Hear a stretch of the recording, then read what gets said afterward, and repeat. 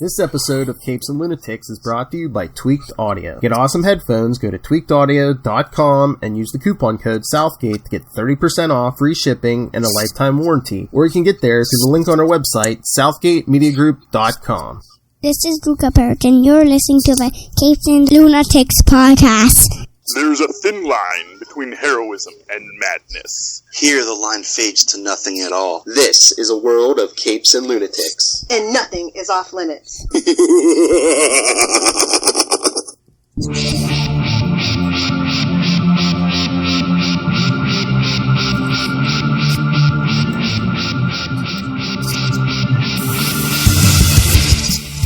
Hello and welcome back to a Freaky Friday Capes and Lunatics. I am Bill, joining me as always, the stash from New Jersey, and is Charlie, the Professor, here to profess. So we go from the stash to she who lives in darkness is. Hey y'all, it's Lilith. Flipping hellfire. It's just a monster. It's a little crack him open. Oh my. Is that the pink monster or the ruby monster? I can't tell. Ultra red zero sugar. Oh, that's a good one. Those will actually kill your liver faster than alcohol. Coming from the master. It's true. It's the taurine. Yep. All that taurine, But when man. you want a game all night, that's what you crack open. That will do it, man. All right, Lil, should we open with what we were talking about? Yes, shall we? Let's all escape to Canada. Oh no, you meant the other thing. No, the other thing. No, before Charlie jumps. Blame Canada. Okay. With your beady eyes and flapping heads. No, Charlie. I don't know if you saw. Like today they announced it with some new pictures. The Snyder Cut is coming March 18th. The HBO Max. Right around the corner, right after St. Oh, they should have done St. Patty's Day, so we'd all be drunk and think it was a masterpiece. Yeah, well, you know why they can't? No Green Lantern. Oh. They'll get pinched, you're right. No Green Arrow, no nothing. Yep. Yeah, nobody good. It's, Well, if you want, Superman. Aren't they talking some Martian Manhunter? Supposedly. Listen, I don't trust Snyder. I don't trust Snyder. Honestly. But I trust Snyder, the super from One Day at a Time. I don't trust Snyder. March 18th. Yes. March 18th is a Thursday. Why are they dropping it on a Thursday? Get that weekend buzz, baby. I guess, but Charlie, I guess unlike before when they were saying it might be like a mini series, like a 6-hour mini series. No. Oh yeah, no, it's now 4 hours. 4-hour movie. They're not breaking it up. Well, it's direct to market. I mean, it's direct to the consumer, so. I know, but... Yeah, we're watching it on HBO. It's not going to be a 4-hour movie. It's going to be a movie that we stop and go back to and resume and maybe never finish. And only 3 minutes. All it takes is I think 3 minutes of watch time to consider it a full view, so. Oh, Jesus. Yep. So, it's fair enough. Fun fact. So, yeah, kids, it's taking Avengers Endgame at an hour. And like I said, more poop. Isn't 4 hours? And minus the story. I was going to say, isn't 4 hours a lot for a good movie? He thinks he's Scorsese. It's just gone to his head. Yeah, well, he had a bunch of fanboys demanding this. I think they were bots. That's my conspiracy. If Reddit proved anything, the internet loves to pull some shenanigans with bots, man. Everybody loves a good pot. That's the first thing you make when you start in Python is a bot. Whoa. That's all I'm saying. I don't know anybody personally in my life outside of Tyler who is excited for the Snyder Cut. I want to know where they at. I want to know. Well, here's what I'll say. I'm intrigued in the same way that, I'm morbidly curious. Like a car wreck intrigues us. If they ever found the original cut of Todd Browning's Freaks, I'm there, maybe I might regret it for the rest of my life, but I still want to see it. And yes, like a car wreck.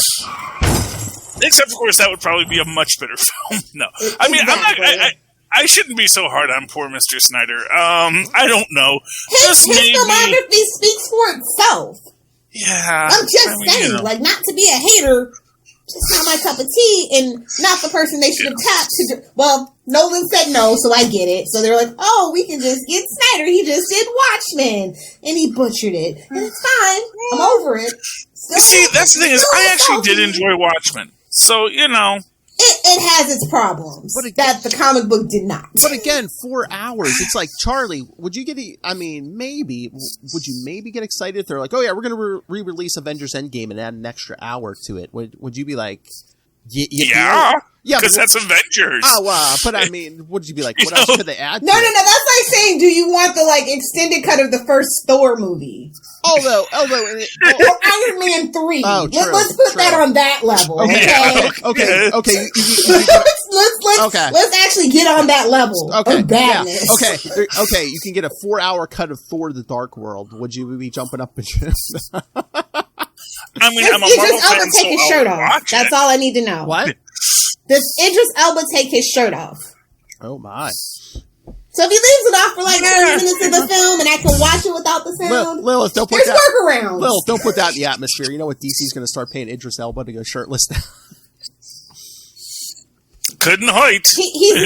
Word has it, he has a couple of illegitimate kids he needs to take care of. So, the streets talk. Burn. Idris Elba as what's his name? John. Everybody wants that. Now I don't even want it. Everybody wants it so bad. I don't want it. I say give it to Michael B. Jordan. I don't want him to be Superman. Okay, well there you go, Michael B. Jordan. I mean, they probably would go younger than Idris Elba anyway. I mean, if it he's old now. Well, that's like 10 years ago. We were all clamoring for that. I mean, pickles, man. I mean, now I don't think they don't try to cast over 30 because they want the people who can carry a franchise. They can't make past 2 movies. What do they care? Well, the thing is, and that's the thing is because everything moves up in time. It's arguably you could have Idris Elba be Hal Jordan because he would have been. I don't want that for him. The internet's mean and cool. I was gonna say the fanboys would ride over that. I mean, maybe they made him Tyler. Nobody would care. Yeah. They just need to make a Guy Gardner Green Lantern and steer into the curb. Have we tried killing the franchise yet? Yes, we did. But again, why do? But if you want to do 4 hours, why do one movie? Why don't cut it up into 2-2-hour movies? Because he doesn't want to do that. Because he wants. That's not his vision, Philip. Sorry, I just really. This is just. I never. Were the Lord of the Rings even that long? Were any of the Lord of the Rings movies that long? The extended cut, I'm sure. I'm not that big of a nerd. I'm not a Tolkien nerd. I mean, I've never seen those movies. I've seen The Hobbit. Yeah, that's it. Because that's I think they're at most 2.5-3 hours. I was going to say I mean, most movies. The Irishman. He thinks he's Scorsese. He ain't got the gumption Scorsese's got, bro. Even a good superhero. Even the Irishman, I had to stop and take a break on. I was going to say. And you know what? Here's what I'm going to tell you. The difference. And I love that story. The difference between Snyder and Scorsese is Scorsese made films with nothing. I can't think of the low budget Snyder film. Is there a low budget Snyder film? What was that unreleased? Does Sucker Punch count? What was that? No, that does not count. What was that unreleased Justice League? It's just low brow. My fault. Was that a Justice League? Was that an unreleased Justice League TV show or movie in the 90s though? Oh, that was that terrible one. I still have that as a pilot, and one day we must tear that apart. That's your low budget Snyder Cut. No, but was that by Snyder? No. He hasn't. He's only done big budget things. Exactly. So it's like that. You can't be Scorsese if you've never made. To tell a long story and think that your audience is going to go on that journey with you. The nerve. I know. But you know what? That's why he's the perfect DC director. Because it's we don't want to do the work to build what it needs to be a Scorsese-style director who can tell a story for a long period of time because he knows how to engage an audience. We want to get there right away. Who can just fill it with a lot of stuff? Snyder! Crazy. Hey, that's not what his wife said. Boom! Look, I'm not gonna... I'm just joking. I don't know. I don't even know if the man is married, so... I'm just gonna say it's all satire and parody here, man. All satire and parody. Don't at me. Drunken satire and parody. Yeah, a 4-hour Snyder. It's okay, I'll try and watch it. I got through Wonder Woman. That is gonna be like a treat compared to what Wonder Woman was allegedly. Wonder Woman was only 2.5 hours. I mean, add another hour. If you thought that had no storytelling and leaps of logic and a crappy ending, just you wait. Just you wait. And another hour and a half of it with no character development, I'm sure. Well, maybe we'll get more Batman. Let's go beat on Dark. I don't want more Batman. I want good Superman, and good luck with that. Well, I think, that's the thing. I think you could get a good Superman. Like, the Superman that walks in at the end of Shazam. I bet you that would have been a great Superman. It's probably just a... who would have been a great Superman? Unproblematic Superman. Matt Bomber. Freaking Matt Bomber. And they just wouldn't do it. For reasons. If you know, you know. And he still does work with Warner Brothers. I'll give it to them on that. He works on Doom Patrol. Have I told you? He does some voice acting for the animated movies, but he would have made the perfect Superman 10, 15 years ago. And they just passed on it. Have I told you how much I love having you on camera, just telling the kid, who's the unproblematic Superman? Matt Bomber. I actually still think that Nicolas Cage would have made a fantastic. You shut your filthy mouth. He was. You get out. See yourself out. Perfect Andy Superman. I'm not. He's the perfect Ghost Rider. He is not the perfect Superman. He worked in Teen Titans Go. Yeah. I'm just saying, and here's the thing. A Kevin Smith Superman movie, I'm so glad they didn't do it. It's bad enough that Bryan Singer movie killed the Superman franchise. Why, you don't want Superman sitting around talking a lot about Star Wars? I mean, he is supposed to be a nerd. I would love to see... You know what? I'm going to say this right now. The Hero Cafe... Just chilling on Tatooine with my CP3PO and... Yeah, no. No, how it should have ended with, Batman and Superman in the cafe?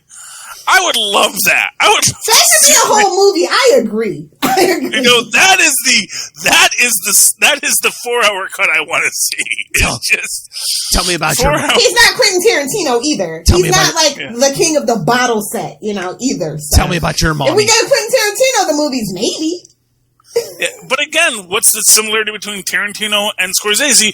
They made low budget. They know how to do without. They cut their teeth.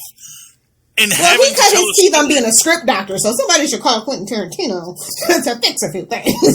Yeah, well, you know what? But that's the thing. It's like, if you cut your teeth trying to make stories work, you can tell a good story. That's why I actually think a Quentin Tarantino Star Trek might be a great idea. I'm just opposed to it because it's Quentin Tarantino post, 2004, Kill Bill. Yeah, and he's just kind of... He's got a little Hollywood, but from what I understand, people like that Once Upon a Time in Hollywood film. They thought that was some classic stuff. I don't know. I never saw it, but it didn't feel like classic Quentin Tarantino, but it was a step up from the other things that he's done. Yeah, I like Reservoir Dogs. That's a good film. Well, that's classic Quentin Tarantino. True Romance. I like almost any script that he fixed and things like that. Like back in the day, Quentin Tarantino. If we can go try and travel and grab that Quentin Tarantino, sure. But modern day Quentin Tarantino, no, thank you. Yeah, well, that's always the problem. Is you have these indie directors. Not all of them can be Jon Favreau. You shouldn't have to stay indie forever. I get it. You're in it to make money. I get it. That's the thing. Jon Favreau didn't. He went and he made big blockbusters, and he did it well. He hit the jackpot somehow, some way. He made something out of nothing. Iron Man. He's like, I don't want to be an actor. I want to be behind the scenes. That's where the action's at. And now he can do his little cute cooking show and stuff. It's good for Jon. I know. Well, because he's got the time. He's got Robert Downey Jr. money now. He can do whatever he wants. Robert Downey Jr. say, money. I wonder if he's ever going to throw his old friend Vince Vaughn a bone. He's going to be like, who we should call Marvel? We should call Vince Vaughn for something. Yeah. But the reality is, but Favreau cut his teeth making indie films. And he brought that indie sensibility to it. And you'll see that Marvel realized, wow, we can get a guy who knows how to tell a good story, who works really cheap, because they're just indie directors. It's not like they, we say, we're going to give you $1 million budget. They're like, oh my goodness, how will I spend that? You're like, wait, I don't have to put this on my credit cards? Yes. And they make great films. And I think that's another thing that I think that, I think that maybe it's that Warner Brothers doesn't know how to play cheap, They don't know how to do anything at the moment. Like, they had this great idea on the onset. Nolan backed out, but they were still willing to go forward with it. It's the executive leadership has changed hands so many times, and everybody has to have their terrible dandidito ideas. So we're just chasing our tails. We're just constantly chasing our tails. We don't want to build it. We don't want to do the work anymore. We're just looking at Marvel making billions of dollars movie after movie, going, how can we get some of that? The press they were putting out today for the Snyder Cut, just an example. Marvel puts heart into their movies and stuff. DC, it's just like, oh, look how it's a cold, hard cash grab, and you can't tell me different. Who, Marvel? No, DC. The Snyder Cut. I've never been on board with this. That's what I'm saying. The DC's like, oh, look how cool this looks. Okay. Well, failing to understand the demographic will make you bankrupt. How's it feel, GameStop? We're going to give you 10 cents for your stocks now. How's it feel? No, that was inevitable anyway. Yeah, it was. Of course it is. No, I heard. That's the thing. It's like, the GameStop issue. Yeah, let's get to it. It's hilarious. I don't feel bad. I don't feel bad for anybody. Well, I know. Here's what I feel bad for the people who are going in now. Yeah, you got to do when you're investing, because the stock market's a gamble. It's legal gambling.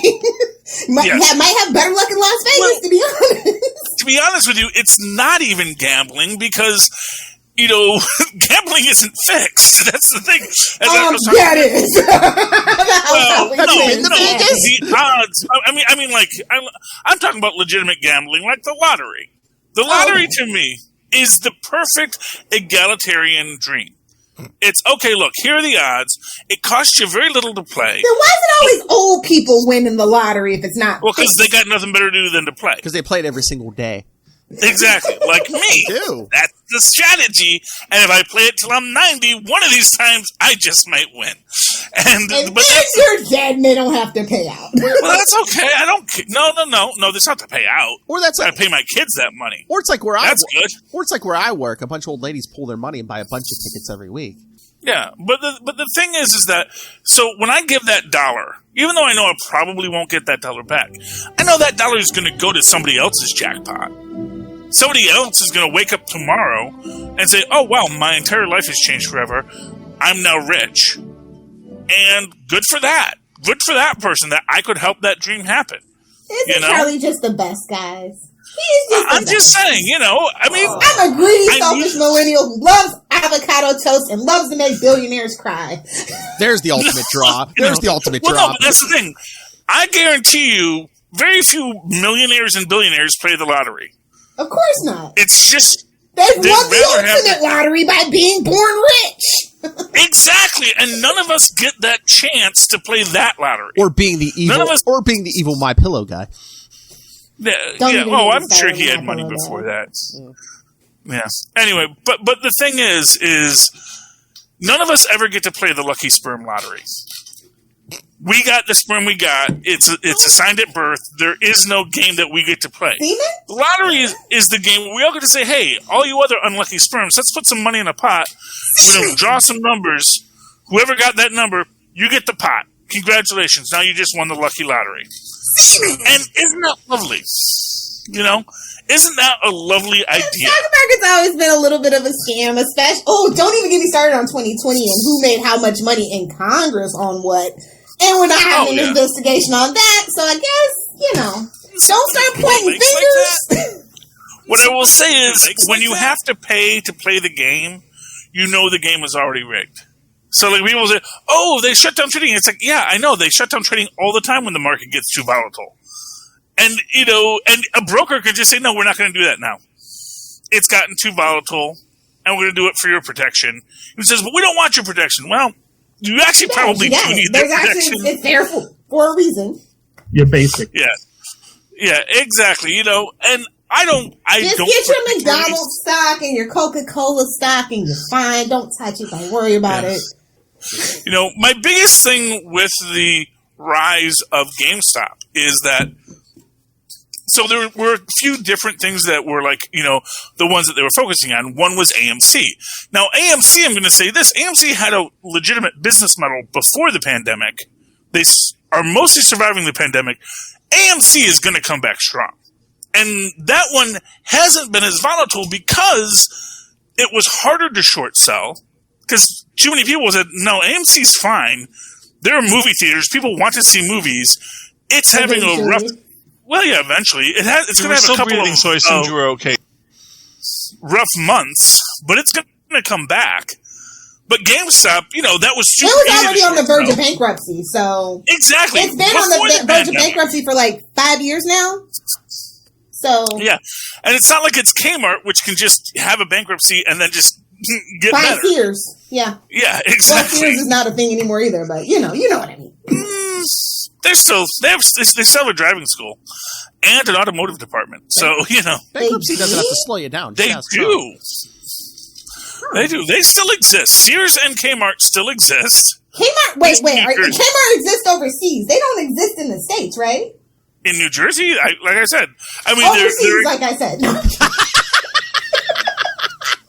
Hey, you only get to call New Jersey overseas if you live in New York. It's on the other side of the Hudson Ocean. But where else there's still a Kmart, but except New Jersey, yeah. Yeah, okay. I know for a fact they actually still do have Kmart's overseas. I don't know the exact brand, but it's Kmart, and it's weird. Kmart's a whole weird case study of how not to do business. Yeah. Oh, yeah. Oh, this guy used to be great business case studies, and I'm trying to remember his name, and I can't remember it. But are you talking about the Company Man on YouTube? The Company Man, yes. Oh, yes, I love him. Him and Backpack. I've just been binging lately. Oh, there's just... Oh, you know who... To be a YouTube nerd, Philip, join us. Have you seen Ask a Mortician? I'm all over YouTube. No.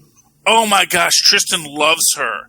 It's just all death all the time, describing death. And I'm emo as hell. How come I've never run across this in my feed? Well, she's what we used to call a glitter goth back in the day. Okay, rainbow goth. So she's a very upbeat goth, Oh, Abby from NCIS. Yes, but she is. Yeah, no, I do know what that means.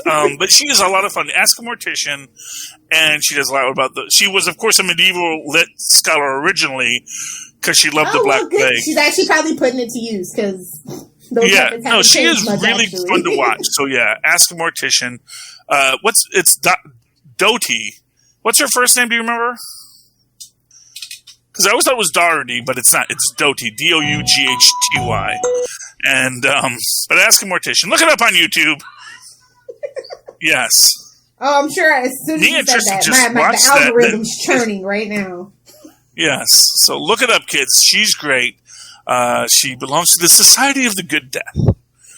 Believes in letting your body decay because death is beautiful. Oh, Lil, did you see they let you mulch yourself in Washington, so I might have to look. I know. I was going to send you that link. Yeah, you can turn dead bodies into mulch now. Yeah. Oh, yeah, but I don't... See, like I said, man, I want to go... And I'm mad she hasn't done a piece on the body farm yet. Because always hear about the body farm. I was like, how do I get in there? Is there a waiting list to go to the body farm? It's probably a specific... if you know how you donate your body to science, I wonder if you have to fill out the form and get on the wait list for that. Yeah, I know. I want to know that, man. That's where I want to go. I want forensic pathologists to watch my big fat butt decay until it has been eaten by worms. And they say, and this is how you know when a big fat guy's been dead for a year. He doesn't even look that fat anymore, does he? That's because the beavers ate most of him. The beavers will eat you. That is one of the many things I've learned. We eat beaver here. I didn't know that you let beavers eat you. Well, when you die in the woods, the beavers eat you. They like to chew on your bones. That's what happens to your bones. Everyone thinks, it decays to dust. No, animals eat you. And then other animals that like to crunch things eat your bones. That's what happens when you die in the wild. Philip, this show is off the rails. Do we have any other news besides the new episode of WandaVision that I'm sure you'll talk about on Super Connectivity? Yes. I wanted to talk about Batwoman. Oh. I love that show. I did not get to watch it Sunday, I will be honest, because... No, it is so... I tweeted you to make a shady statement. I was like, are you... No. And I felt shame. I was like, oh, man. Because the thing is that to get CW live, I have to... Tristan hang out the window with it. No. I actually have to go down to another... I have to go to another app. And because it's the app that gets... CW and MeTV is Lowcast. First world. So I got to give them my $5 a month now, so that they stop airing me the commercials every time. But I have to go to that thing to get the broadcast signals, and so that's why I have but because of that, it's hard to get to it because I just don't see it immediately in my. I get you. Out of sight, out of mind. I totally get it. Exactly, and that's the problem with that's the problem with it. So. But I did watch the second episode. That was this last week, yeah. Yeah, that was Sunday. Okay, I thought you said you didn't see it yet. Okay. No, I did see it. He asked about, are they doing Woman Bat? Oh, yeah. Yeah, Woman Bat, yeah, because, so you have that at the start which I didn't even, and I'm sorry, I am not good with faces. So, everybody looks the same to me. I couldn't tell Pennyworth from Alice either, so it's... Okay, well, they're blonde women, and on TV, blonde women... I know, they're both tall, thin, blonde hair, blue eyes, it's a thing. You're not the only person that I know is a different person is what was it, Lucius Fox, or... It's Lucius Fox, right? We call him Luke here. We don't do that. Luke Fox, yeah. Him I know, because, you have the one He's unique... the short one. Honestly, I'm like, he's the short one. I mean, seriously, we only have like two guys on the show now: the white guy and the black guy. That's it. I mean, there was even a point where I wasn't sure which one of the two gorgeous black women with long hair was in the bat suit. Megan Tandy is everybody's internet bae, so it's fine. But anyway, the FBI officer, yeah. But I did love it. Obviously, there's things that kind of bug me, like. Okay, you're shouting at people from the top of the building. How they hear you. You don't have a public... Yeah, how are they hearing... Which is why they're not hearing her. Because it's a bat phone, duh! Go home. Well, she needs the bat megaphone. She needed to engage That's why they weren't leaving. They couldn't hear her. I know. Exactly. That's what I was waiting for them to just say, what? What did she say? And not moving. I love how he got the binoculars. He's like... Yeah. That was the funniest part to me. And then I was like, bats? Bats. Wait a minute. I love how he couldn't tell the whole first season that wasn't his daughter under the mask, but he looked through the binoculars and was like, oh, that's not Well, he saw darker skin, so obviously. Yeah, That's kind of like Luke said, in fairness, I didn't like the line. He's like, hello, black. But you know what I loved was, and again, world's greatest detective thing here is when the new Batwoman is speaking with the cop who knows the relationship with Alice. It's like, oh, you're going to tell me that there's a reason why I'm arrested and Alice, who's done so many worse things, isn't? And she's like, he has no sympathy for her anymore. It's like, that's not the point. You know what I was talking about. I know. Exactly. And that's the thing. It's like, because she's white. It's like, oh yeah, that's why we haven't arrested her yet. That's good old racism, not the fact that it's. To be fair. I know. Although I would have been like, hey man, he tried to shoot and kill that white Batwoman. Yeah. Maybe it just takes all women. I hate the Batmobile. I just feel so bad we didn't have the budget for a Ferrari. If it doesn't have a bubble on it, I was going to say, what about something with a bat on it somewhere? It just looks like a regular. I don't care about that. I just want a better car than what we have. Even a bat license plate low hellfire. Come on, even Adam West could get something. Well, she makes it to season 3. We might. Oh yeah. Although the ratings, it is what it is. What happened. She did not get put in a good position. Again, let's wait till this week because the first 2 weeks has been playoff football that night too. So well, that doesn't really matter for Sundays on CW. The demographics, who the demographics are. I mean, outside of me, probably. I'm like probably the only one that cared about. Like, ooh, I can't watch Batwoman. Oh, Tampa's in the. Yeah, we're going to the Super Bowl, baby. Woo! It feels like old times, doesn't it? Brady going to the Super Bowl. Yes. I was gonna say, I hope you live with that deal you made with the devil and Tom Brady. Just make sure they turn the laces out. What? Sorry, that's a very old, very bad reference, but yep. Okay, Ace. That's what was that? That was Ace Ventura? Was that Pet Detective? I thought, was it the first one? Yeah, That was Pet Detective. Yeah, it was one of the Ace Venturas. Yeah. Yeah. Yep. Laces out, man. Oh my Laces god, out. that movie's like almost 30 years old. Anyway, I was gonna say moving that. Oh on. yeah, I know. Not to make myself feel old. Yeah. We all get there eventually, love. It's okay. I don't have kids constantly reminding me of my mortality, so every now and then I just get. That's how death sneaks up on I you. really enjoy that people are showing up for Batwoman, and all the hateful people have left the community for the most part. I swear to God, though, if I hear one more time, anybody want Ruby Rose back? No. Why? It's like they don't know what happened. Like, why would you want somebody that malicious and vindictive back? That's my theory. They're going to turn Ruby Rose into Woman Bat. Because, so at the very start of this, you see the guys, and he has that bat monster face during the trick-or-treat scene. And then every time they would show the bats with the red eyes, they look like Man-Bat. And I gotta feel there's gonna be a Man-Bat story, but it's gonna be the Woman-Bat. And I think they're gonna have Kate Kane become the Woman-Bat, and it's about getting her you're still in there somewhere, Kate Kane, we know it! And that's how they're gonna deal with that, and then maybe or her body just shows up washed up in the river, like she deserves. No, because they got vigilantism, man. Especially as a woman, please. That's exactly how that's gonna go. I don't think we're even gonna get a body. It's just always gonna be like, oh, maybe she's out. I mean, the whole first season, Bruce Wayne's been missing for years, and because he didn't want to be found. He's having sex with Talia, baby. Oh. Okay, she's got to mesmerize with that belly button. If you know what I'm saying. Live action Batman, give up. Here's my theory. It's actually going to be that I moved to Smallville with my son when I realized I had a child, and I realized that this was no life for a small child who wasn't an orphan. Damien. My own flesh and blood? Never. No, I'm not do this. I'm taking him to that town Clark grew up in, because that seems like a good place to be. That would be hilarious.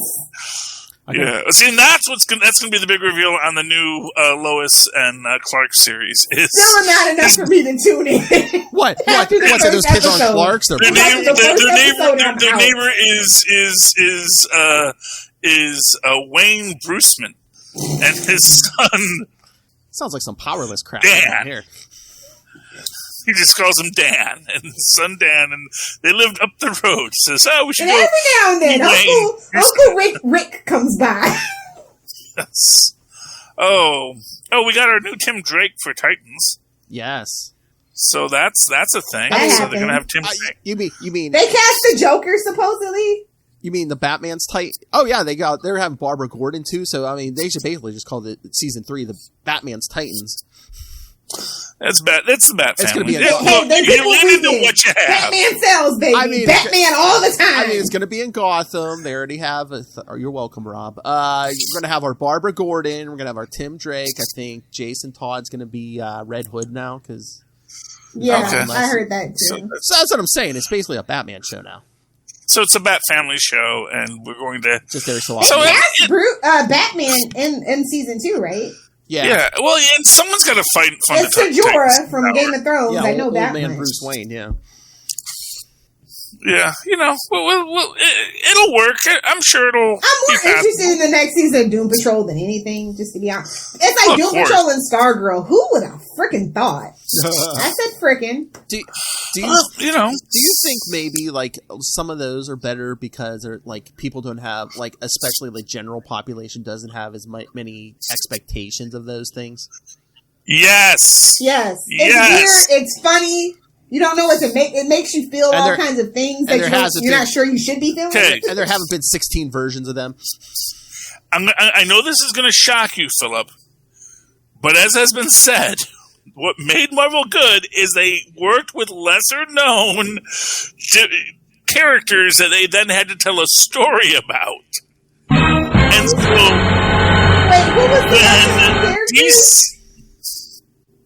and you look at DC's successes with the Arrowverse, because who even knew who the heck Green Arrow was who didn't watch Smallville? I'm sorry, plenty of people did. And that's why it was the number one rated show. No, Lilith. Yes, Charlie, I'm sorry. Lots of people know who Green Arrow are. I'm sorry. Whenever Charlie Only turns up, Kevin Smith wrote for that character. Plenty of people know who Green Arrow is. I'm sorry to bust that bubble for you.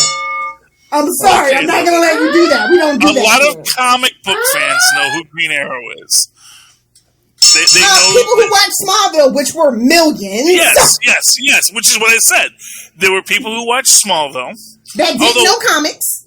Exactly. And what I will say is I was very reticent on Arrow because it's like, that's not my Oliver Queen. You know, that was Neither not. one of them are my Oliver Queen. I'm just saying, I was very, and you know, I did not like the first season of Arrow. That's the but best. Then I guess I'm not. Well, season 2 to. is technically the best, but it's my favorite. Yeah, you know, but it's Oliver Queen. Lay it down, Lil. But he's not a good character in general. He's a character that if you're going to tell him, you have to sell him, and because you have to sell him, you're going to tell a better story. And so having that weight, you know, it's sort of this. So you know, there's a meme I saw, you know, about some teacher that said, if you're in my class, you are not going to write science fiction or horror stories in my creative writing class. You're like, oh, that's so stupid. Creative writing, all these things are great. And it's like, no, that's a crutch for people that don't want to write about human stories. You're in this class to learn about writing. You're in this class to learn about how people talk to each other. So you're not going to have, well, so long as we have the phlebotinum, we can save the day. That's not a story. The story is, let's get a cup of coffee and find out, you know, what we're doing as people. How about you know, a California scene? I got you. If you know that reference, you know that reference. A California scene, yes. Yeah, but you know, but that's the idea, is that you need to tell a human story, and then you can add phlebotinum and monsters and ghosts later.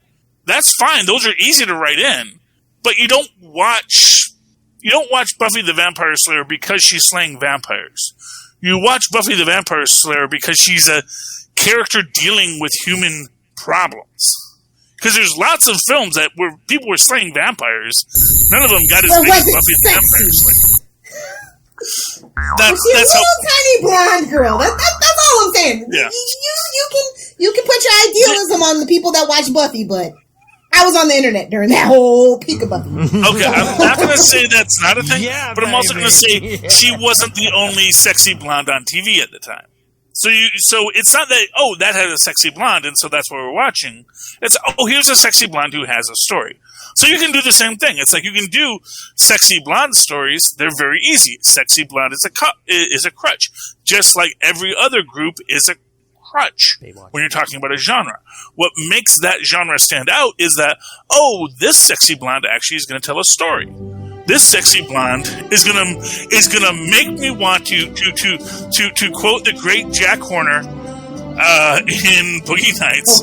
I want people to sit the seats after they're done because I want to know how this story ends. That's right. Go to the Capes and Lunatics Patreon for Lilith's hard R. Yes. R. Lilith tells the story, but that's the thing. But that's the idea, and that's what I've always said. You have to have people want to stick with the product after the moment. And that's the problem with Zack Snyder. It's a moment, but then why are we sticking around to find out how it ends? Is it even in a moment? Because I just get infuriated. Like, I saw Man of Steel and I'm like, wait. They want him to be the whole overarching vision of DC. ECU or whatever. Well, that was the dumbest name ever, so we should have known we were in trouble then. ECU. Yeah, it's too many long E sounds. It's not Europe. Thank you. It's not Europe. It doesn't roll off the tongue. It's not memorable. Yeah. Yeah. It's not. They should have called it the DCMU, really. The DC movie universe. Oh, I don't think they wanted any M in there. Or the DCLU.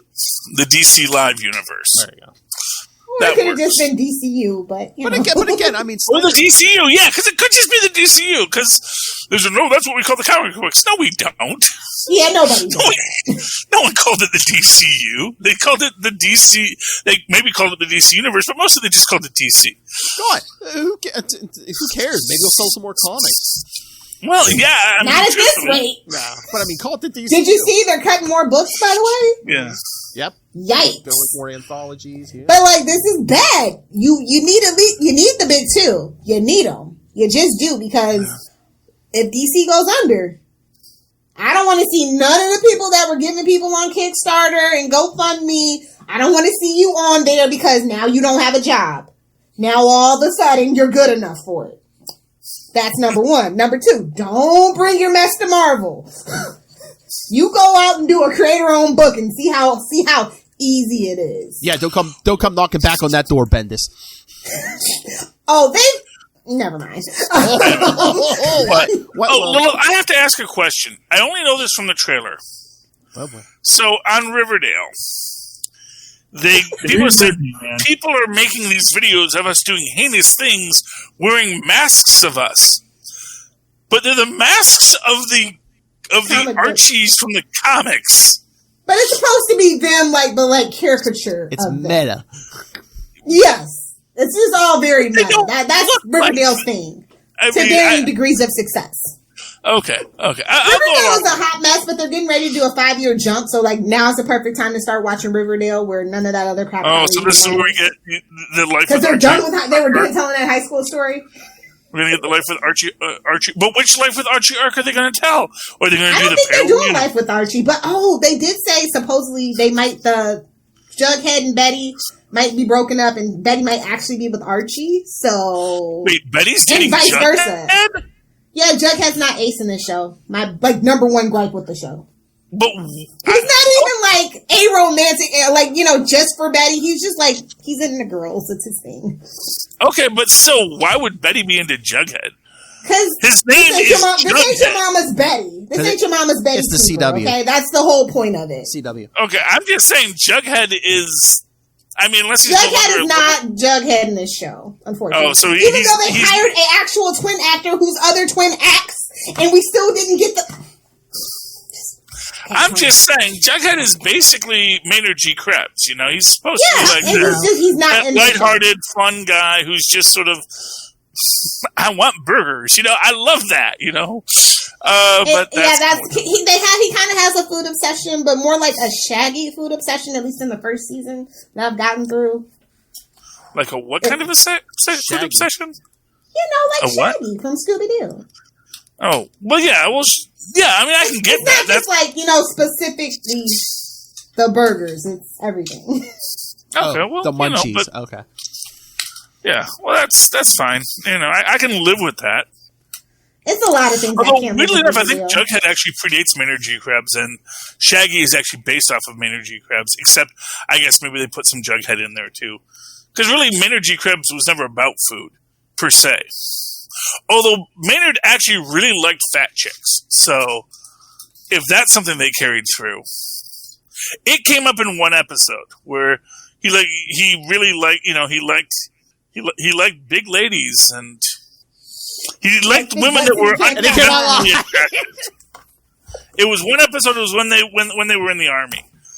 And Dobie's trying to hook Maynard up with the good girl with a good personality who was the cousin of the girl he wanted to date. And Maynard was like, "Oh yeah, give me that." Pants come off next.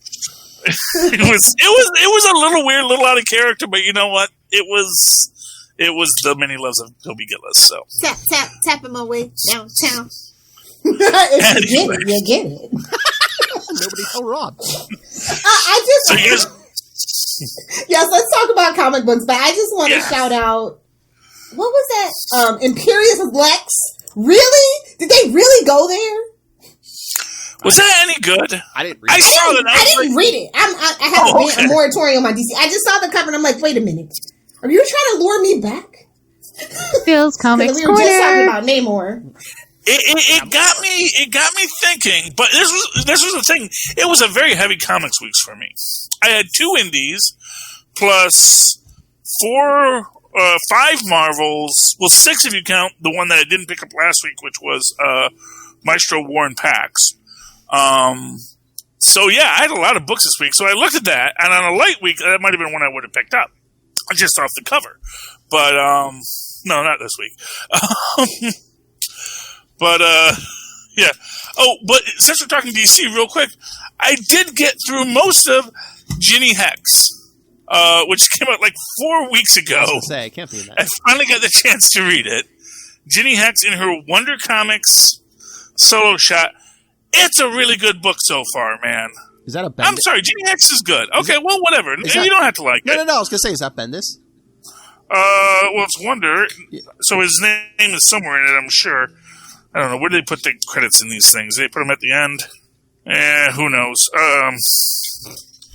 Too many ads. Oh, here we go. Let me see here. Let's see. The writer was Magdalene Vizargio and Gleb Melnikov. Oh, no, Gleb Melnikov is the artist. Okay. So yeah, so Magdalene Vizagio, but she's a good writer. So Magdalene Vizagio, if you remember that name, she's a pretty good writer. It's a very fun, enjoyable book. So if you see it on your shelf still in some store, or you see it in a long box, Justice, or yeah, she was in Young Justice. She was in right? Young Justice. Yeah, this is post Young Justice. Okay. Yeah, this is post Young Justice. This is her. Her mother has died of ovarian cancer. She and her friends are in their little small Texas town. She's got a fun Southern Jewish girlfriend who's cool, and a big dumb guy named Alex who is also cool. And they've repaired her mom's garage, and that's the business. And then her father comes back, but he, of course, is evil. Spoilers. But when the father comes back and goes through your cabinet of mysteries, something bad's going to happen. Really enjoyable book. I haven't finished it yet, but I know how it ends because I did skip ahead just so I could know. And yeah, I really like this Jinny Hex character. She's fun. So DC, do these. These are good things. Do more of those. Yeah, the Wonder Print's gone, right? I don't know. Probably. I mean, Young Justice They're is done. cutting everything. I mean, pretty much, yeah. I mean, Young Justice is done. All those books are, unless they're doing something new over there. But yeah, I just asked if it was Bendis because he was writing her in Young Justice. Yeah, that's what I thought too. Good to know. Yeah, it's not Bendis. Bendis all over it. No Bendis on it. I mean, Bendis, he's the publisher emeritus of it. He's like the Stan Lee of Wonder Comics. I know, but he was writing a bunch of those. Which I was okay with. Like I said, I could see him in an editorial executive position. Just keep him out of the comic books, and don't let him get like Dido. You have to have somebody have checks and balances with him. You see, there's no checks and balances. All right. You just do what you want. All right. Here's the thing: you put Bendis in an editorial thing, and then you give David F. Walker veto power. So, hey, I think that'd be great. Exactly. So I didn't really have a lot of books. I got Namor number 3. Of course. King in Black Namor 3. Yes, of course. Yep. I'm telling you, I am in love with the King in Black storyline so far. Oh yeah, it's been good. It's kind of disturbing me. Okay. It's actually well thought out, and I was like, modern comics could never, but they just did this. I see you, Marvel. You hear us talking smack, and you're like, we're gonna prove you wrong, and that's always nice. Yeah, well, I mean, I won't say King in Black is my favorite, just because it's oh wow, the sky is dark, aliens have invaded. It has a lot of. We've had that before, but it feels more cohesive and it actually has a point, and it'll matter after 2 months after it's over with. I mean, a lot of the crossovers they've done a lot better for this too, because the people who want to be in the thick of it are in the thick of it. And it seems like some of the books are just oh yeah, it's happening in the background. A symbiote might slap on somebody, but it's it's not slowing down our main story. Yeah. Did anybody read Daredevil? Of course. Yeah, I did read Daredevil this week. Woe is man. Which is and it's sort of, here's one thing I want to say about Null. He is a god. He's a personal god. Null is like an evangelical Jesus. Petty god. I have accepted Null in my heart, and we are one. and we shall be powerful. Hallelujah. Hallelujah. Maybe that is their meta commentary. I don't know. That, hey, you know what? Yeah, you can feel real good once you accept Null as your personal symbiotic mate, But that last page, that figure's coming in the next 6 months, right? Of course. Oh, I'm sure someone's going to make it. Probably. And local body. Marvel always wanted to create the toys themselves. It'll be a 2-pack. It'll be the symbiote Daredevil and the Elektra version of Daredevil 2-pack. Yeah, I don't know how I feel about Elektra Daredevil. I'll be honest. I also don't know why they gave her a purse. That just struck me as a little weird. Hey, Norman Osborn carried a purse.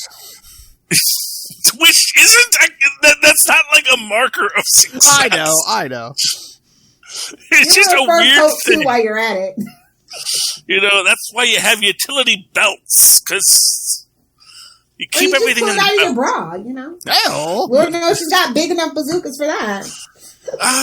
Does this version have big bazookas? Because sometimes they do a very small chested. I know it's weird. Like the actual original Frank Miller did not have big. But shocking, I know. I was gonna say 90s Elektra. No, I'm just saying that's if we're talking 90s Elektra, yeah, basketballs, but yeah.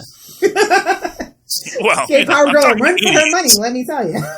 I'm talking original Elektra, where she was live in this. They don't go by the original designs anymore. They don't. Everybody would look like Sue Storm if that was the case. Anyway, but not that there's anything wrong with that. But speaking of King in Black, do you know what was a good King in Black story that I enjoyed greatly? What? Not because of King in Black. Savage Avengers. Oh, yes. Because do you know what we get in this? Conan. Do you know what we finally get in this? Conan Deadpool team up? No. Conan wearing pants.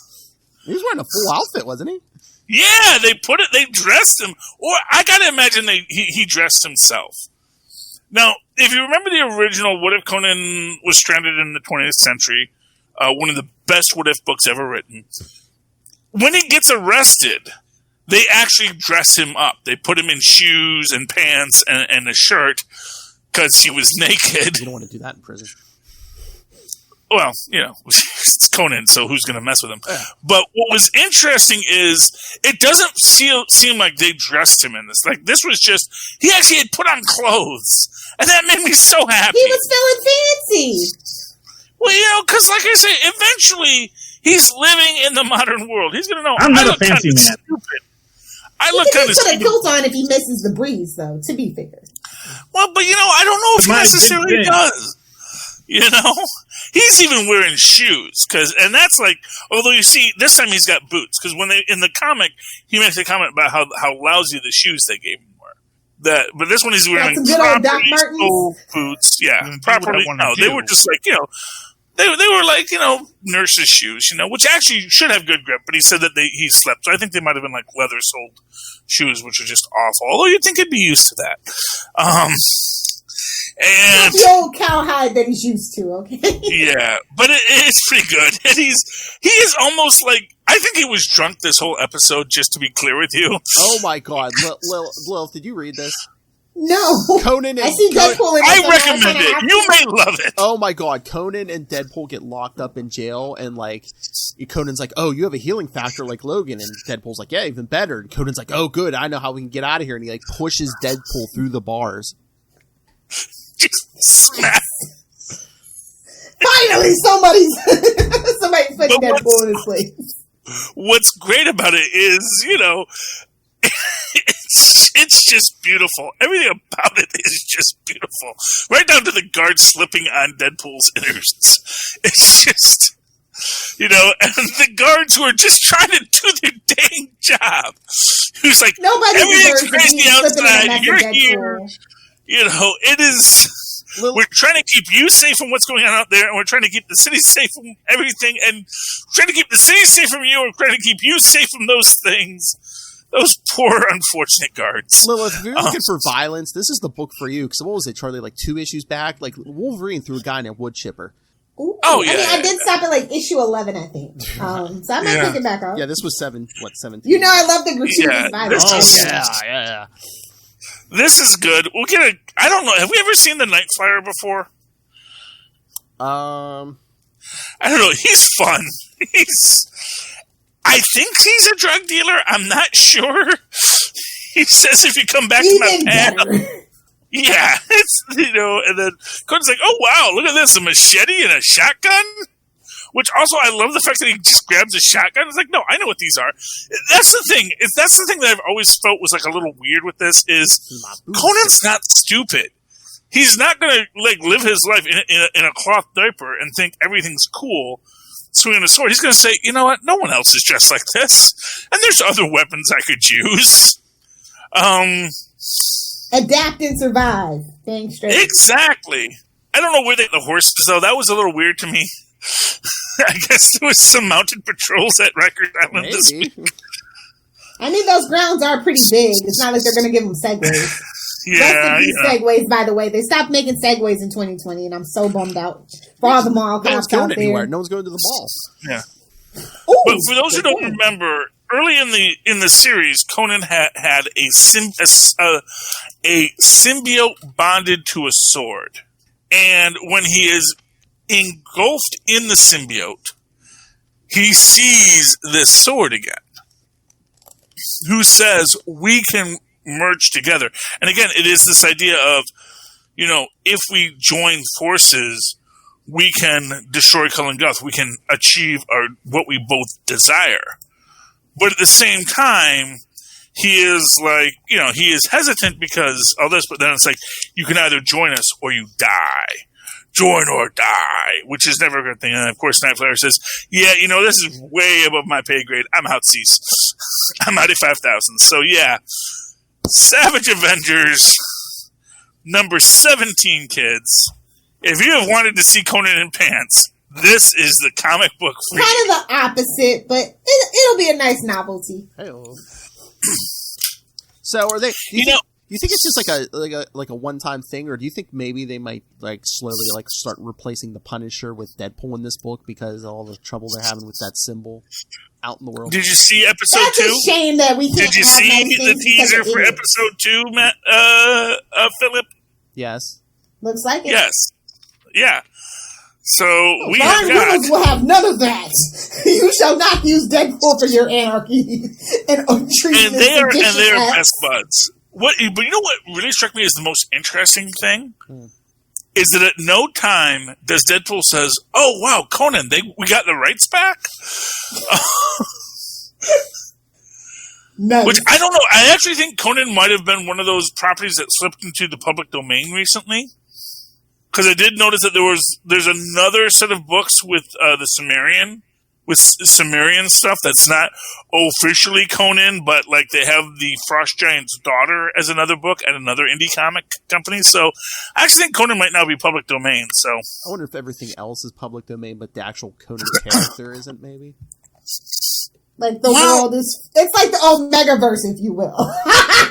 It might even be the logos, Marvel has a Conan logo, and the movie company has a Conan logo, and those are copyright, but the character himself, Conan the Cimmerian, may be public domain now. Because a lot of stuff from 1923, I believe, is now public domain. I don't know when the original Conan stories were published, but since they were contemporaries of... since the writer of Conan... whose name I'm blanking on right now. It's the apple juice. Yes. Well, no, I actually always get his name wrong because I keep on wanting to say it's Haggard and it's not. Or I just keep on jumping into different universes where different people have written Conan. Yes. But yeah, so I think a lot of Lovecraft is now public domain too. That would actually make a lot of sense. Yeah. So, and the Great Gatsby is now public domain, so I imagine Conan may now be too. Because I know the guy who created him didn't have any heirs, so I don't know who maintained the. Well, he might have had nephews and such. but like no direct lineage because gay guy, like a Mr. Lovecraft, they're best buds for a reason. Okay. Yeah, I think you're right about some of the things being still having a copyright on it, and other things not. I think everything directly tied to Conan is Marvel can have, and everything like within that, like outside of that universe, the universe world building stuff is free to everybody. Because Marvel has their copyrights on their Conan character. Exactly. So that's probably how they got their Conan character back. So, but anyway, it's pretty cool, and that's the one thing that is missing from it is a meta commentary from Deadpool, because he does make some meta commentary in it, like how I only hear like Logan. I only hear that name when his book needs more sales. Damn, roasted. Oh, did you see that they were saying before Disney bought the Fox stuff, the original plan for Deadpool 3 was going to be a Deadpool and Wolverine road trip. Oh yeah, right. Hugh Jackman is done. They got Disney money now. He might come back and do it. Well, I was going to say they would have gotten Rob Schneider to play Wolverine in that. Danny DeVito. No, Rob Schneider makes a better Wolverine than Danny DeVito because Rob Schneider is live. Danny DeVito he's a little too stocky for the role. Nothing against him. Oh, life. Okay. We love our ample Americans here. We do, but he makes a better Penguin than he does Wolverine. That's all I'm saying. Just give it to Carl Urban. He's too tall. I want to actually comic accurate, just little mean, surly 5'3" guy. Give it to Daniel Radcliffe. They made him tall in the comics now. Well, tall. No, I want original Wolverine.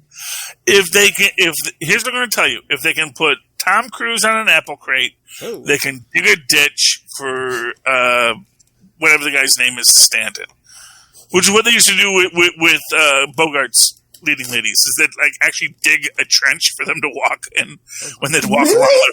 Yes, they would have to lower the ground that the person with Bogart would walk with.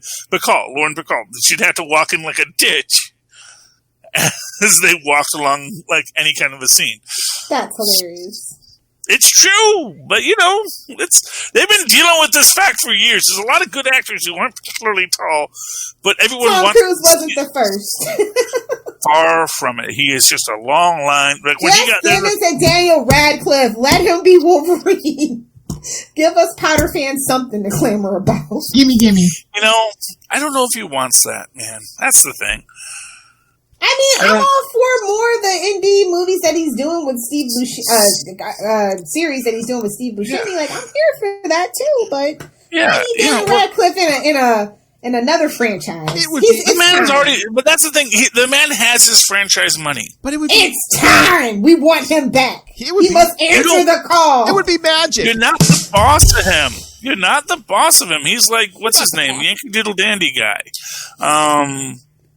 He has to answer our call. That's not how it's a call to adventure. You can't refuse it. Yes, you can. Unless you're Rick. So here's, did you pick up Department of Truth this week, Lilith? I did, but it's still in the pile. I'm bad. I've been reading actual books. This is a really good issue. Yeah, Twilight.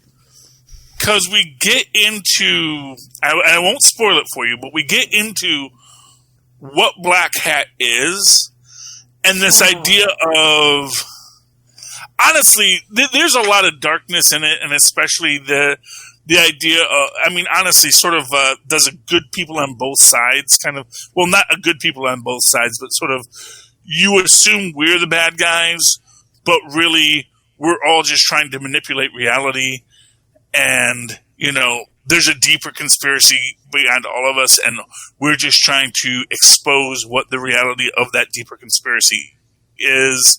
And we find out that Cole actually is important in this whole thing. That he is the chosen one, it turns out. So, or maybe he's not. Maybe that's just another manufactured reality.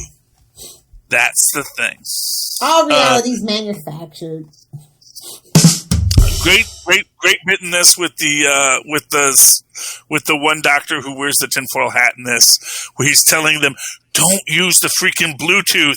It's like, "Oh, come on, we have to use it in this day and age." It's like that. No. It's like the Futurama movie where Fry has the tinfoil hat. Well, yeah, but the thing is, he says, you people think it's like some coincidence that everything started going to heck the minute you started streaming the entire internet through your brains. Tell that to Mozzie Bear. Tell it to Mozzie Bear. This is what I'm saying, man. But really good book, Department of Truth. You'll like this issue. Cool. I was uploading the books that I read, Philip. I'm not even done. I have a whole spreadsheet I have to upload to Goodreads. It's like 2,000. I wasn't going to do it manually. Whoa. So, I just want to keep better track of all the books that I've read, reread, and am reading. So. Sounds like my spreadsheets for all our episodes. Hey. Lil fun. Yeah, on that note, it was a big week for Marvel, big week for DC, but I don't think Future State books are doing that good. I mean, they're okay, but I don't think I've read anything where I'm like, oh man, this is the best thing, there are lots of issues left. Like, usually when I get to my guy, and I'm browsing around. Well, it's a 2-month event, so a lot of people were probably like, oh, hey, the regular books aren't out till March. Yeah, I can skip DC for 2 months. Yeah. That was a really bad mistake, in my personal opinion. Yeah. So, but don't they do that all the time, where they just? No, usually it's events that aren't 2 months long. Like they're just constantly just kind of going in the background. I think the last thing buy them and you ignore it. I think the last thing was Convergence, where they did this for 2 months. Yeah, assistant editors month work once. I think it was only I don't think you can do assistant editors month every month. Yeah, because they moved to the West Coast. But it was a lot of books in that 2 months. Oh my gosh. Yeah. Scroll way back for that. Okay. Lilith, I know you probably didn't read X-Men 17, right? No. I don't know if they're trying to backslide and trying to do more classic X-Men now, because this was just Cyclops, Jean Grey, and Storm in 90s costumes, doing some Shi'ar Give the kids what they want. Andre Black Nerd Comedy, he's out there watching, X-Men 92 now, doing retro reviews. Wait, we got the X Factor comic? The X Factor uniforms? Yeah, for Cyclops and Jean Grey, yeah, and Storm was wearing a 90s costume. That's what I'm saying. Are they starting to say, maybe this Krakoa thing isn't selling as well as we thought? No, that novelty has worn off, good sir. I think. Oh yeah, did you see the voting for? I guess they're going to add a new member to this team. I mean, and the last time I looked in, the lead was Polaris, and everyone's like, she's on X Factor. It's like exactly. Ooh, we can tell where the real fans are and where the real fans aren't. Who's in the lead? Polaris. Polaris? Yeah. Oh, Polaris. You mean Magneto's? They're like, well, since Scarlet Witch has all the love in MCU, why not? I mean, I used to love the X Factor books, but I'm not reading it now because the only one I recognize, that's ever been on X Factor before this is Polaris. I was like, oh, okay. Mm-hmm. Oh, I did want to shout out Archie Comics. It's Riverdale Southside Serpents #1 by David Barnett with art by Richard Ortiz. I love his art. So it's just kind of if you don't know about the Southside Serpents, Jughead's gang. It's kind of about them and. Jughead's in a gang now? Yeah. Why? This is based on the Riverdale TV show. So. Oh, okay. So this is gritty, has sex with people, Jughead. Oh. Yeah, for better or for worse. Or is this asexual Jughead from the? No. This is TV Jughead, no doubt about it. But I like the Southside Serpents and the dynamic that they have when they actually focus on it. Because they try to kind of have him, they kind of forget about it for 8 episodes and then they mention it when they need something. So it was a kind of fun idea in the show that I thought. So I'm glad that they're exploring it in the comic book universe to give it more thought and flesh out. Was it at least a Pee Wee Herman kind of thing where he charms them? No, they were dead serious. They were dead serious about being a bad gang that sold drugs and all. You didn't have blood in, blood out, gang bang the girls into the gang, that whole thing. Whoa! Yeah. On Riverdale. That's pretty messed up, man. I'm not going to tell you 2 ways to Sunday. Yeah, that's not. That's dark. No wonder Lil likes it. CW, man, it's not what you think. It's not all lollipops and rainbows. That's fine. I don't know. Yeah, Riverdale's dark, man. I couldn't get into it. Now I'm trying to get into it. because we're not going to get the comics like as often as we used to. So I need something to fill my Archie brain. Unfortunately, I'm just saying, if they're going to do dark and gritty, give me freaking superheroes for it. It's coming. Although, hey, you know what? Here's what I'll say for what it is, Riverdale. It's like, don't go into tropes. Tell human stories. Or subvert expectations. Yeah, that's all it matters. Yeah, I just wanted to shout that out because I actually did think that the book was okay. Hey, before we leave, can I shout out the best DC book this week? If you have to. Sure. Batman: The Adventures Continue, number 8. Oh, gee, I never would have guessed it. What? I didn't hear you guessing it. No, it's great. There's a Christmas party thrown by one of the greatest couples in comics, Poison Ivy and Harley Quinn. If they they're together in that universe now? I mean, they're roommates. That's where it kind of started. Yeah. Actually. Oh, that's right. They did. I remember that now. Yeah. I forget. Sometimes you think all that edgy stuff happens after. And it wasn't even edgy. They didn't even mention it. They just built the story and left you to your own devices. But it's there. They were just roommates with no pants. They let you use your own imagination. I believe they call that a Boston like Felix and Oscar. I think they call the that original fanfic couple. I thought that was Spurk. No. Whoa. Felix and Oscar go way deeper than Spurk. I'm sorry. Okay. I don't know if that's anything fan. I'm talking about personal fanfic, not necessarily. I was going to say mass, yeah. Because they published Spurk fanfic stories in that magazine, that fan magazine from back in the day. So, goes pretty far. I'm just saying, when the popular culture, everybody knew about Oscar and Felix. That was just a gimme to everyone. Like, yeah, we know why they're married. They're roommates. That's just my uncle's best friend, okay? They're confirmed bachelors. It's fine. Just like Liberace. Chicks dig Liberace. It's all the glitter. Yeah, well, you know what? He listens. Crow brain. Sparkle, sparkle, shiny, shiny, gimme, gimme. There's the hit drop. So on that note, thank you, Philip, for your DC contribution. But let's pay some bills and get out of here because Super Connectivity's next. And I can't wait to hear thoughts on WandaVision. Wait, Lilith, and I can't Lilith, you know what? I can't hear you very well, Lilith. I can't hear you very well. Do you think it's because I'm not using tweaked audio headphones? That's right. I do, good sir. I think that might be the problem. How dare you, Phil? How can Valentine's Day is coming up. Tell your wife to get you some tweaked headphones. We do have coupons. Valentine's Day is coming up. Stick something in your lover's ear. Maybe I should tell her to go to tweakedaudio.com and use the coupon code Southgate to get a reasonable that'd be a great idea. Off of new headphones for me. That's a good idea. Is there anything else? Or if you don't like that, maybe you could get a board game or an escape room to play. Fun for the whole family. How can I get an escape room delivered to my house, Lilith? I believe if you want to help Michelle Gray, we have a Hunt a Killer. Oh, hunterkiller.com. Yes, I think that might be just the thing. Solving a cold case with Michelle Gray in a fictional setting using the coupon code Southgate at checkout to get a discount. That sounds amazing. Yeah. You're welcome, Philip. Our copy reads are the I best should really in the get business. my wife something too. I should really get my wife something too for Valentine's Day. Does she like to read? Yes, does she like to read? She likes lots of things. Podcasting? Not really, but maybe. Is there a way I can get to a store that has everything that I could possibly look for that she might like? There's this unknown website called Amazon. Really? How do I get there, Phil? Well, the easiest. Well, use the link in the show notes. That's right. Thank you. Use that link right there, and not only will you find a giant treasure trove of buried treasure, but also you will help us support this show, this network, and the man, the myth, the legend in his own mind. That unspeakable legend, Rob, Master Doom Southgate. Make it rain. So says Master Doom. But if you're there, you really should pick up Hot Life the book.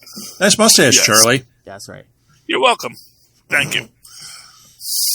So Mark my words. So, just picked all that up. Someone has to bring class to the show, Rob. Hell! Why did your eye drift over to my box? All right. Why did your eye drift over to my mustache? Hell! Well, you were twirling it, in all fairness, sir. You were asking for it. Playing with it on camera. And I accept it. All right, so... And you people should contact us because next episode, we're going to be talking to Cal Higgins about his upcoming series, Radiant Black, for Image Comics. Ooh. So Bringing some superhero that isn't spawned to Image. that's right. So if you have any questions for Mr. Higgins, you can always email us, capesandlunatics@gmail.com, or call the voicemail, 614-382-2737. That's 614-38-CAPES. Or if you're the shy millennial type, you can always get a hold of us on social media, Facebook, Twitter, Instagram. And you can find links to all of those wonderful social medias, links to the Patreon, where Lilith Hellfire can curse up a storm while watching movies, links to merch, links to all kinds of stuff. All in one place. Stay hydrated, my friends. That's right. Stay in touch, people. Anyway, so yes, so find all that at linktree, linktr.ee/capes and lunatics. And Lilith Hellfire, where can people find you in your drunk words of wisdom? Well, definitely join me every Sunday at 8 o'clock for Batwoman. I am live tweeting. I plan on keeping that appointment. So if you want to join me, feel free at Lilith Hellfire. If you are interested in smoothies, cold pressed juice, puppies, at Lilith Hellfire 86. For memes, at Lilith Hellfire 69 on Instagram and TikTok. Bye, Felicia. I'm thirsty for it, bro. All right, Charlie Esser, where can people take virtual mustache rides? Well, if you'd like to write to me in that old-fashioned email way the way our mothers and fathers once did, do so at superconnectivityblog@gmail.com. That's superconnectivityblog, all one word, at gmail.com. Of course, follow me on the Twitter as I live tweet Batwoman! Batwoman! Sundays at 9 p.m., I believe. Dang it. And maybe. On the CW, when I remember to get it. And DuckTales and Woohoo for their final season when those come back. At Charlie Esser, that's what's my name again? CHARLIEESSCR. Look for the two E's in the middle. For what? For quality. Bing! Thank you, Maz. See, that's why he has a jingle, so he can remember how to spell it. I wouldn't know otherwise. Everyone needs a jingle. That's right. Jingle all the way. Anyway, for another week, we have been your Capes. Ampersand. Lunatics! Woohoo! Remember, 1 week, Cal Higgins, Radiant Black, get the lowdown.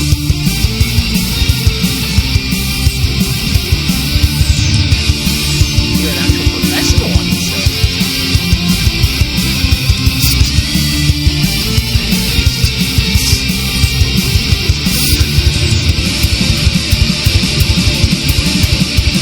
People should subscribe to our